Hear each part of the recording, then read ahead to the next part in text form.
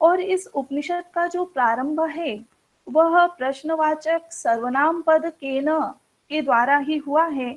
और क्योंकि यह तवलकारोपनिषद के साथ साथ जैमिनीयोपनिषद के नाम से भी अभिहित किया जाता है, 4 खंडों में निरूपित है। और यदि संख्या देखी जाए तो इसमें मात्र 34 मंत्र हैं, परंतु उपनिषद मंत्रों की संख्या के आधार पर महत्वपूर्ण या कम महत्वपूर्ण नहीं होती। आप ईशावास्य उपनिषद को 18 मंत्रों वाली उपनिषद के रूप में जानते हैं और उसका अद्भुत कथ्य है, उस कथ्य का एक महात्म्य है। और वही महात्म्य केनोपनिषद का अनेकधा हम अन्य अन्य अनेक आधारों पर पाते हैं। जैसा कि अभी कहा गया कि आचार्य शंकर ने इस एक उपनिषद पर 2 बार भाष्य किया है, और वो पद भाष्य भी है और वाक्य भाष्य भी है।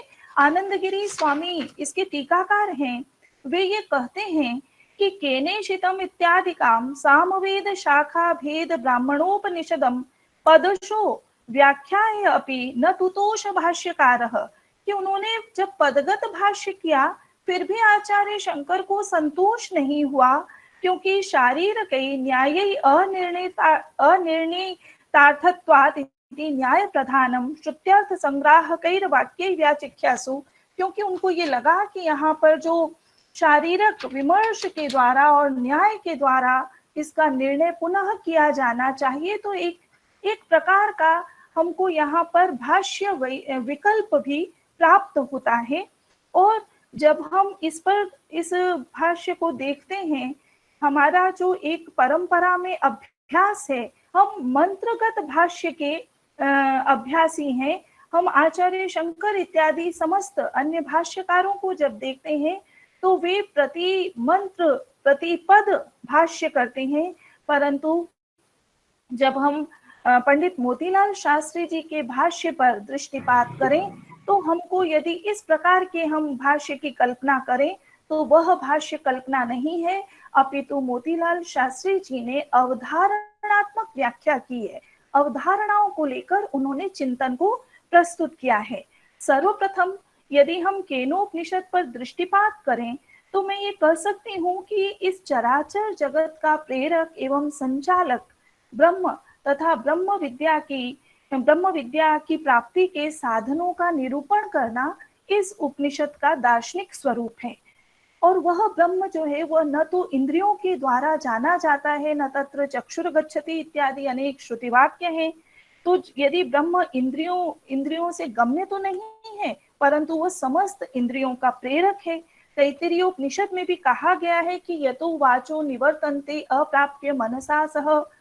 केनोपनिषद के प्रथम खंड में ब्रह्म को जब इंद्रियों से अप्राप्य बताया तो फिर शिष्यों ने एक जिज्ञासा की है, जिससे ये केनोपनिषद का शुभारंभ होता है कि केनेशितम पतति प्रेषितम मनः केन प्राणः प्रथम प्रहिति युक्तः केनेशिताम वाचमिमं इमाम वदन्ति चक्षुश्रोत्रम कह उहु देवो युनक्ति।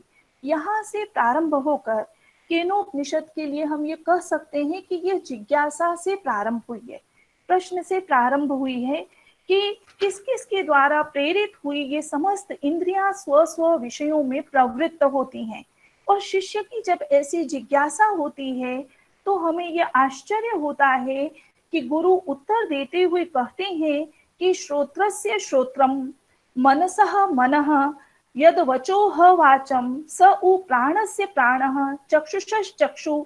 अब जब ऐसी भाषा, और मैं ये कहूंगी कि एक तरह से ये भाषा उलटबासियों की भाषा है।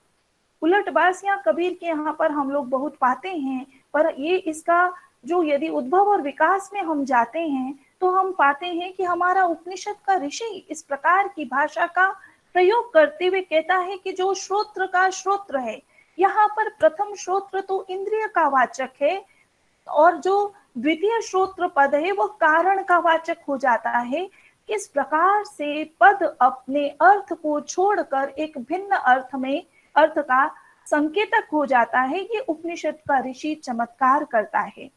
आचार्य सच्चिदानंद मिश्र जी ने जिस कथा की यहाँ पर चर्चा की, ये आख्यायिका बहुत महत्वपूर्ण है। और इस आख्यायिका के माध्यम से और लगभग हमें अनेक ऐसी उपनिषद हैं जिनमें आख्यायिकाओं की प्राप्ति होती है। तो मुझे ऐसा प्रतीत होता है, मैं आख्यायिका का यहाँ पर पुनः पाठ नहीं करना चाहूंगी, उन्होंने विस्तार से कह दिया है। तो मुझे ऐसा प्रतीत होता है कि जो रूक्ष आत्म तत्व है उस तक पहुंचने के लिए हमारे ऋषि, उपनिषद के ऋषि आख्यायिकाओं का अवलंब लेते हैं। पंडित मोतीलाल शास्त्री जी और मधुसूदन ओझा जी का भाष्य का प्रतिज्ञा वाक्य है कि यत्र प्रदर्शयाः विषयाः पुरातना यत्र प्रकारो अभिनव प्रकाशने, कि हमने पुरातन विषयों को ही लिया है, उन्हीं उपनिषदों को लिया है, ब्रह्म सूत्रों को लिया है, वेद मंत्रों को लिया है, लेकिन भाष्य करने की हमारी अपनी एक प्रातिशिक शैली है। ये उन्होंने एक प्रतिज्ञा वाक्य लिया है कि विषय पुरातन है परंतु कहने की हमारी अपनी शैली है। और कहने की उनकी जो भिन्न प्रकार की शैली है, यदि हम मंत्रगत भाष्य के रूप में केनोपनिषद विज्ञान भाष्य का पारायण करते हैं तो वहां पर हमको यह निराशा ही हाथ लगेगी कि केनेशितम यह मंत्र कहाँ गया, या श्रोत्र से श्रोत्रम यह मंत्र कहाँ गया, इसकी व्याख्या कहाँ है। आप अन्वेषण करते रहे, 320 पेज पढ़ जाए, आपको इस प्रकार के मंत्र की व्याख्या वहां पर प्राप्त नहीं होगी। परंतु उसके अतिरिक्त अनेक अवधारणाओं पर से अनेक अवधारणाओं की विस्तृत व्याख्या कर उन्होंने बहुत सुंदर प्रकाश डाला है। और ये कहा है कि उपनिषद शब्द जो है ये एक यौगिक इसका अर्थ है, और इसका अर्थ है मौलिक रहस्य, मौलिक विज्ञान, मौलिक तथ्य, जिसके परिज्ञान से मानवीय मन विद्या और श्रद्धा पूर्वक तद विज्ञान रहस्य के द्वारा सिद्ध तत् लक्ष्य के समीप उपकार थे समीप सन्निकट निर्भ्रांत रूपेण संदेह रहित वृत्तया पहुंच जाया करता है। और उपनिषद का जो व्यापक अर्थ है वो संतोष कुमार शुक्ला जी ने उसकी चर्चा कर दी है। तो यह उपनिषद का जो विस्तृत अर्थ है कि महाभारत में जब कहते हैं कि वेद की उपनिषद सत्य है, तो इसका अर्थ है कि वेद का जो मौलिक रहस्य है। तो इस प्रकार से हम देखते हैं कि मधुसूदन ओझा जी और मोतीलाल शास्त्री जी जो परंपरा से प्राप्त पदों के अर्थ हैं उनसे भिन्न अर्थों का भी चिंतन करते हैं। सर्वप्रथम जो ओम आप्यायन्तु ममांगानी, ये जो मंगलाचरण किया जाता है, इस पर बहुत विस्तृत चिंतन किया गया। और ये कहते हैं कि मंगलाचरण से विघ्न विनाश होता है, ये तो माना गया, परंतु जो सामान्य लोक शास्त्रों का स्वाध्याय जहाँ केवल लौकिक विघ्नों का विनाश करता है, वहां पर उपनिषद शास्त्रानुबंधी अध्ययन अध्यापन लोकानुबंधी विघ्नों के साथ साथ स्थूल सूक्ष्म और कारण शरीर त्रयी से अनुप्राणित आध्यात्मिक विघ्नों का भी विनाश करता है। आध्यात्मिक विघ्नों को नष्ट करना भी उसका लक्ष्य है। तो उपनिषद में किया गया मंगलाचरण और अन्य शास्त्रों में किए गए मंगलाचरण की यदि हम तुलना करते हैं तो हम यह पाते हैं कि उपनिषद का मंगलाचरण अन्य मंगलाचरणों से व्यतिरेक की सिद्धि करता है। अतः उपनिषद शास्त्र द्विविध अमंगलों का निराकरण करता है, और इसीलिए उपनिषद के आदि और अंत में, या हम ये कहें कि उपनिषद के उपक्रम और उपसंहार में उभयत्र मंगल पाठ अथवा शांति पाठ का विधान है। प्रथम स्थान ऋक यजु साम अथर्व रूपेण चतुर्धा विभक्त मूल वेद का है, और यही संहिता वेद कहलाता है, मंत्र वेद कहलाता है, ब्रह्म वेद के नाम से व्यवहृत होता है। शाखात्मिका प्रत्येक मूल संहिता का एक विधि ग्रंथ है, एक उपासना ग्रंथ है, और एक उसका एक आरण्य ग्रंथ है और एक उपनिषद ग्रंथ है। तो जो विधि वेद है वह तो कर्मकांड निरूपण परक है, आरण्यक वेद जो है उपासना कांड परक है, जबकि उपनिषद वेद ज्ञान कांड परक है। तो कर्म, उपासना और ज्ञान, इन तीनों निष्ठाओं के प्रतिपादक विधि आरण्यक उपनिषद रूप से 3 भागों में विभक्त वेद के इस विभाग को ही तूल वेद के नाम से जाना जाता है। तो मूल वेद और तूल वेद इस शब्दावली का पंडित मोतीलाल जी निरूपण करते हैं। पंडित मोतीलाल जी ने एक और बहुत सुंदर बात कही है, जो भ्रांत धारणाएं हैं उनका और परंपराओं का, जो परंपराएं रूढ़ी बन गई हैं उनका वो खंडन करते हैं। तो वे कहते हैं कि जीवन के उपक्रम काल में ही राष्ट्र की प्रत्येक नव प्रज्ञा को गीता के कर्म योग से सुपरिचित करा देना चाहिए, परंतु आचारोपयोगी यह गीता शास्त्र राष्ट्र मानव के मरण काल में केवल पारायण की वस्तु प्रमाणित कर दिया गया है। जब इस प्रकार का वाक्य हम पढ़ते हैं तो मुझे ऐसा प्रतीत होता है कि मोतीलाल जी यह भी कहना चाहते हैं कि न केवल गीता का ही प्रत्येक नव प्रज्ञा को उपक्रम काल में पारायण कराना चाहिए, अपितु उपनिषद शास्त्र का भी प्रत्येक नव प्रज्ञा को उपक्रम काल में पारायण कराना अत्यावश्यक है।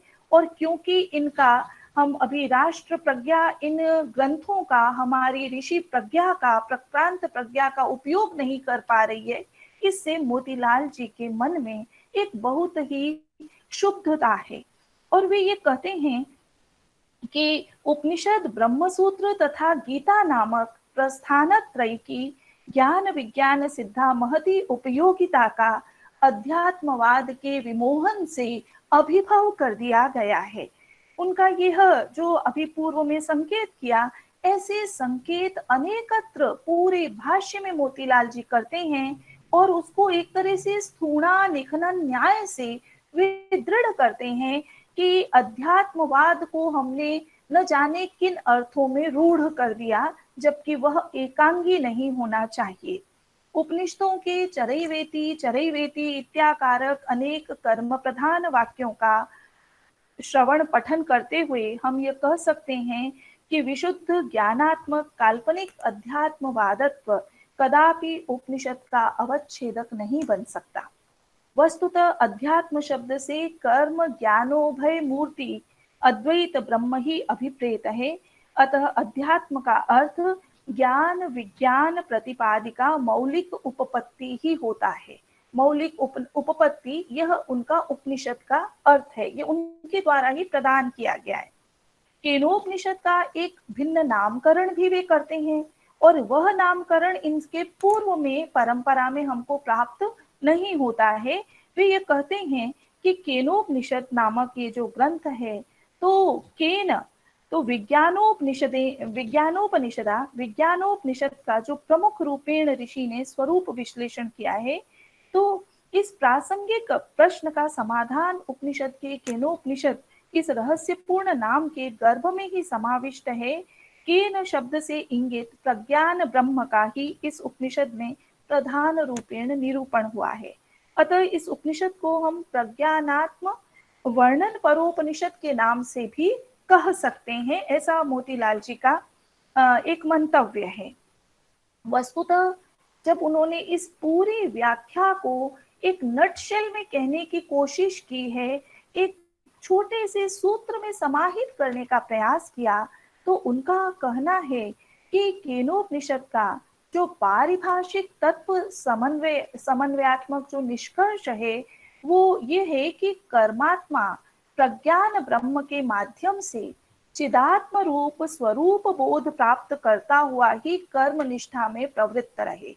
केनोपनिषद में प्रमुख रूपेण कर्मात्मा, प्रज्ञानात्मा तथा चिदात्मा, ये तीन तंत्र समन्वित हैं। और चौथा है उपाय समष्टि, जिसके द्वारा कर्मात्मा प्रज्ञानोपनिषद धर्मों से समन्वित होता हुआ ब्रह्म मूलक आत्म साम्य से अनुगत होता है। यद्यपि पूर्व परंपरा में भी जो हम केनोपनिषद के मूल को पाते हैं पाठ को, तो वहां पर भी 4 खंड हैं, पर मोतीलाल जी का ये कहना है कि वहां पर उन 4 खंडों का प्रातिशिक रूप में नामकरण नहीं किया गया और मैं उनका प्रकरण नाम निर्देश भी यहाँ पर कर रहा हूँ। पंडित मोतीलाल जी शास्त्री ने पूर्व परंपरा से जो प्राप्त बिंदु हैं, उनमें बहुत नूतन संयोजन करने का प्रयास किया है। यदि कठोपनिषद पर हम दृष्टिपात करते हैं तो हम पदार्थों के 2 भेद पाते हैं, श्रेय और प्रेय मार्ग पाते हैं, परंतु मोतीलाल शास्त्री जी कहते हैं कि पदार्थों को हम श्रेय श्रेयः प्रेयः और प्रेयः, इन 3 विभागों में विभाजित करते हैं। और वे कहते हैं कि जो हितकर कर्म है वे श्रेयः कर्म कहलाते हैं, जो हित और रुचिकर कर्म है वे प्रेयः कर्म कहलाते हैं, जो केवल रुचिकर कर्म है वे प्रेयः मात्र के नाम से कहलाते हैं। और इन तीनों विभागों का मनुष्य पर साक्षात प्रभाव दृष्टिगोचर होता है। उत्तम, मध्यम तथा अधम श्रेणी त्रय का श्रेयः, श्रेयः प्रेयः और प्रेयः से समन्वय वे स्थापित करते हैं। और वे कहते हैं कि केवल श्रेयः मार्ग का जो अनुगामी है वह प्रथम वर्ग माना जाएगा, वह उत्तम वर्ग है। और श्रेयः प्रेयोनुगामी को हम मध्यम वर्ग कहेंगे, जबकि केवल प्रेयोनुगामी जो सांसारिक भोग में आकंठ निमग्न है उसको हम प्रेयः, केवल प्रेयः मार्ग पर गमन करने वाला अधम कोटि का मानव कहेंगे। तो हमारे जो शास्त्र हैं उनकी जिस प्रकार से भ्रांत जो प्रचलन हो गया है समाज में कि ये शास्त्र ही भेद का आपादन करते हैं, तो मोतीलाल शास्त्री जी उसका खंडन करते हुए मुझे प्रतीत होते हैं। और उन्होंने जो उत्तम, मध्यम और अधम ये 3 प्रकार की कोटियां बताई, 3 प्रकार के मार्ग बताए, श्रेयः, श्रेय प्रेयः और प्रेयः। तो कोई भी अधम कोटि का मानव श्रेयः प्रेयः मार्ग से श्रेय प्रेय में आकर मध्यम हो सकता है, और श्रेय प्रेय मार्ग से ऊर्ध्व गमन करके वह केवल श्रेय मार्ग का अनुगमन करता हुआ उत्तम कोटि में आरोहण कर सकता है। तो ये एक बहुत ही महत्वपूर्ण बिंदु है जो कि वे बार बार प्रतिज्ञा करते हैं कि हम इसको लोक से, उपनिषद को बिल्कुल काट कर अलग नहीं कर सकते, तो उनको व्याख्या भी उसी के अनुरूप करनी होती है, और उसका उन्होंने प्रयास किया है। पंडित मोतीलाल शास्त्री जी का एक और सिद्धांत यह है कि विधि, कर्म सामान्य विधि का विज्ञान गर्भित ज्ञान रहस्योपनिषदों का एक समष्टि रूप नामकरण यदि किया जाए तो वह होगा अध्यात्म विद्योपनिषद। तो अनेक स्थान पर अनेक नामों को कहने का तात्पर्य यह है कि वे तत्त अवधारणा की उस नामकरण के माध्यम से व्याख्या करते हैं। वे कहते हैं कि जिसकी सीमा में ज्ञान और कर्म दोनों समाविष्ट हो जाएंगे, और फिर उसका उदाहरण देते हैं, केवल सिद्धांत की बात नहीं करते। वे कहते हैं कि कुर्वन्नेवेह कर्माणि जिजीविषेच्छतम समाह, ये जो ईशावास्योपनिषद का मंत्र है इसमें कर्म को करते हुए 100 वर्ष जीने की इच्छा करे, शतायु होने की इच्छा करे, तो कौन कहता है कि उपनिषद कर्म का निषेध करता है? ये केवल एकांगी ज्ञान कांड परक है, इसका वे खंडन करते हैं। ज्ञान और विज्ञान ये पारिभाषिक शब्द हैं मोतीलाल जी शास्त्री जी के भाषा में, उनकी पदावली में। और वे कहते हैं कि ज्ञान जो है वह एकम निरपेक्षम निर्विशेषम ज्ञानमेव ज्ञानम, और विज्ञान के लिए कहते हैं नाना भावापन्नम सविशेषम सापेक्षम ज्ञानम एवं विज्ञानम। तो इस ज्ञान और विज्ञान के समन्वय से उपनिषद ने मानव के सम्मुख वैसी आचार निष्ठा ही समुपस्थित की है जिस कर्तव्य निष्ठात्मिका आचार निष्ठा के बल पर ही मानव अभ्युदय और निश्रेयस के पथ पर अनुगमन करने में समर्थ होता है। तत्वनिष्ठा मूलक ज्ञान एवं आचार निष्ठा मूलक विज्ञान, इन दोनों का समन्वय ही वेद शास्त्र है। मोतीलाल शास्त्री जी का निगमन वाक्य इस संदर्भ में यह है कि विज्ञान प्रधान ब्राह्मण ग्रंथ जहाँ ज्ञान प्रधान उपनिषद ग्रंथों की नित्य अपेक्षा रखते हैं, वहाँ ज्ञान प्रधान उपनिषद ग्रंथ विज्ञान प्रधान ब्राह्मण ग्रंथों की सतत अपेक्षा रखते हैं। तो कुल मिलाकर मोतीलाल जी के मन की जो पीड़ा है कि हमने ब्राह्मण ग्रंथों को उपनिषदों के बिल्कुल पैराडॉक्स में खड़ा कर दिया है, उसको, उस पैराडॉक्स को ये यहाँ पर नष्ट करने के लिए, डहाने के लिए प्रयास करते हैं कि इन सभी ग्रंथों में, ब्राह्मण ग्रंथ, आरण्यक और उपनिषद, इनमें एक सूत्रता, एक वाक्यता का अन्वेषण करना चाहिए, ये सूत्र देते हैं वे। और ये सूत्र हमारे भाष्यकार के द्वारा जब प्रस्तुत किया गया तो इसको केवल केनोपनिषद पर ही हम घटित नहीं कर सकते, अपितु हम केनोपनिषद के अतिरिक्त अन्य किसी भी उपनिषद पर इस सूत्र को घटित कर सकते हैं। तो ऐसे अनेक सूत्र हमको मोतीलाल जी के भाष्यों से प्राप्त हो सकते हैं यदि हम उनका अन्वेषण करें। और इसी सूत्र का केनोपनिषद में ही मुझे एक उदाहरण प्राप्त हुआ है। आप निदर्शन को देखें कि केनोपनिषद में ब्रह्म विद्या की प्राप्ति के साधन रूप में तप, दम और कर्म वर्णित हैं। तो वेद वेदांग इसकी प्रतिष्ठा है तथा सत्य उस ब्राह्मी उपनिषद का आयतन है। तस्यै तपो दमः कर्मेति प्रतिष्ठा वेदाः सर्वांगानि सत्यम आयतनम। ये साधन शरीर को शुद्ध करते हुए उसके चित्त को एकाग्र करने में सहायक हैं। अतः ये औपनिषदिक आचार मीमांसा है। तो उपनिषद आचार मीमांसा का निषेध नहीं करती है, कर्म निष्ठा का निषेध नहीं करती है। यह बार बार हम मोतीलाल शास्त्री जी प्रतिपादित करते हैं। तप का अर्थ है सत्य, और सत्य की यदि हम शंकर भाष्य में दृष्टिपात करें तो सत्यमिति अमायिता अकौटिल्यम वांग मनः कायानाम। तो वाणी, मन और शरीर का की जो अकुटिलता है यह सत्य कहलाती है। और आचार्य शंकर ने उस ब्रह्म विद्या की प्राप्ति के उपाय भूत तप को शरीर, इंद्रिय और मन के समाधान का नाम दिया है। दम का अर्थ है बाह्येंद्रिय निग्रह, दम को उपशम भी कहा गया है। और कर्म जो है उसके लिए कहा गया है कि कर्म अग्निहोत्रादि, पर यहाँ पर ये उपलक्षण है। इसका अर्थ है सदाचरण आदि कर्म। अग्निहोत्रादि कहने मात्र से हम ये नहीं कह सकते कि आप अग्नि में निरंतर हवन करते रहें और यही कर्म है। इसका अर्थ है कि सदाचरण आदि कर्म। तो मोतीलाल शास्त्री जी के यदि भाष्य पर दृष्टिपात करें तो जो पारिभाषिक शब्दों का उन्होंने व्यावहारिक संगठन किया है, ये बहुत महत्वपूर्ण बिंदु है जो हमको मोतीलाल जी के भाष्य में प्राप्त होता है। वे अध्यात्म के विषय में जब गंभीर चिंतन करते हैं तो वे चिंता भी करते हैं कि अध्यात्म शब्द का श्रवण करते ही ऐसा प्रतीत होता है कि किसी देश कालातीत अचिंत्य सूक्ष्मतम उस आत्म भाव की ओर ही संकेत होता है, जिसके साथ इस व्यावहारिक भौतिक जगत का कोई संबंध ही नहीं है। अतः अध्यात्म आज हमारी प्रज्ञा को व्यवहार से असंपृक्त बना रहा है। यह चिंता निरंतर उनके भाष्य में हमको प्राप्त होती है। इस भ्रांति का दुष्परिणाम यह हुआ कि उपनिषद शास्त्र हमारी आचार निष्ठा और लोक निष्ठा से सर्वथा पृथक शास्त्र बना दिया गया। वस्तुतः आत्मानम अधिकृत्य यत् प्रवर्तते, यह निर्वचन जो अर्थ प्रदान करता है उसमें पूरा लोक समाहित है। आत्म महिमा में प्रतिष्ठिता शरीर त्रयी का ही नाम अध्यात्म है। ये मोतीलाल जी का एक बहुत सुंदर, मुझे लगता है कि अनुग्रह है कि इस प्रकार की व्याख्या वे करते हैं। आत्म महिमा के अनुग्रह से ही संपूर्ण भूत भौतिक विधान आत्ममय एवं ब्रह्ममय बने हुए हैं। अतः अध्यात्मनिष्ठ भारतीय मानव की दृष्टि में दैनंदिनीय भोजनान्न भी साक्षात ब्रह्म ही बना हुआ है। हम लोग कह देते हैं लोक में कि जैसा खाए अन्न वैसा होए मन। ये अध्यात्म का सूत्र है जो लोक में किस प्रकार से प्रसृत हो गया है।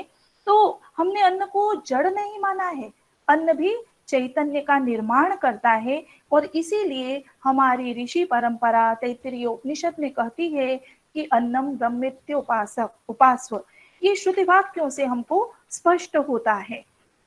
आपने चर्चा की थी जगन मिथ्यात्ववाद की, तो उससे उनका भी ये वैमत्य है कि आचार्य शंकर का जो जगन मिथ्यात्ववाद है उससे राष्ट्र के जीवन सौंदर्य का अभिभव हो गया है। एकांगी रूप से यदि ज्ञान कांड को ही प्रधान माना जाएगा तो भौतिक आचार शिथिल प्रायः हो जाएंगे। इससे श्री विहीन राष्ट्र व्यक्तित्व ही फलित होगा, जो कि किसी को भी इष्ट नहीं है, अपितु यह तो अनिष्ट ही है।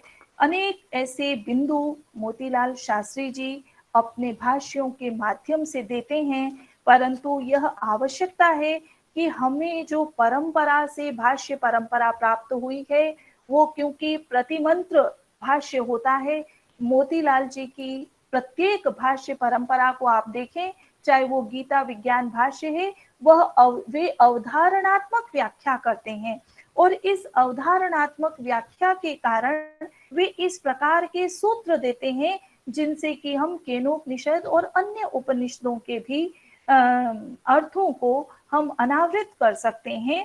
तो अनेक ऐसे और भी बिंदु हैं, वे जब चर्चा करते हैं तो वे ज्ञान और मैं अपनी बात को यहीं पर इसलिए अब समाप्त करती हूँ और मैं इस विषय में ये कहना चाहती हूँ कि केनोपनिषद विज्ञान भाष्य को का जब हम पारायण करते हैं तो हम अनेक ऐसे सिद्धांत पाते हैं, भाष्य में ऐसे सूत्र पाते हैं जिनको हम पुनः लेकर उपनिषद विज्ञान भाष्य भूमिका में भी उन्होंने इस पर बहुत गहन चिंतन किया है, जिनको लेकर हम मंत्रों की यदि व्याख्या करेंगे तो उनके पारिभाषिक शब्दों के नूतन अर्थों का भी समावेश हम कर पाएंगे और इस प्रकार से ये इस चिंतन धारा को जो कि 20वीं शताब्दी में प्रतिफलित हुई है हमारे राजस्थान में। और आज मेरे ऊपर एक विशेष संतोष कुमार शुक्ला जी आपके सौजन्य से एक आशीर्वाद मोतीलाल जी का हुआ है कि हमारे विभाग का जो पंडित मधुसूदन ओझा शोधक प्रकोष्ठ है उसके निदेशक का भी आज से ही मैंने उत्तरदायित्व ग्रहण किया है।